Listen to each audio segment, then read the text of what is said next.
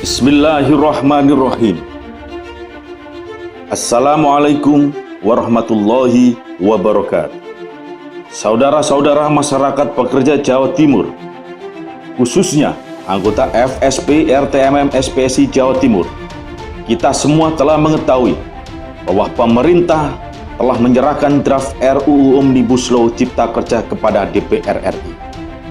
Bahwa di dalam RUU Omnibus Law Cipta Kerja, setelah kita kaji dengan seksama bahwa ada 9 alasan pekerja buruh menolak RUU Cipta Kerja, yaitu hilangnya upah minimum, berkurangnya pesangon, menyuburkan outsourcing, lapangan pekerjaan tersedia untuk TKA, jaminan sosial terancam hilang, menghilangkan sanksi pidana untuk pengusaha, PHK dipermudah, waktu pekerja yang eksploitatif, PKWT diperluas.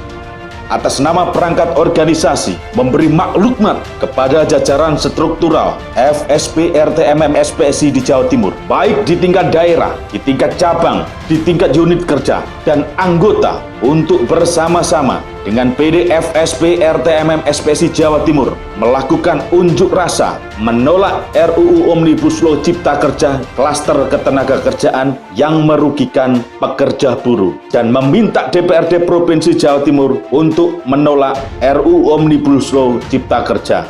Unjuk rasa damai akan dilaksanakan pada tanggal 18 Maret tahun 2020 di gedung DPRD Provinsi Jawa Timur. Wahai para pekerja buruh, jadilah pelaku dalam perjuangan ini.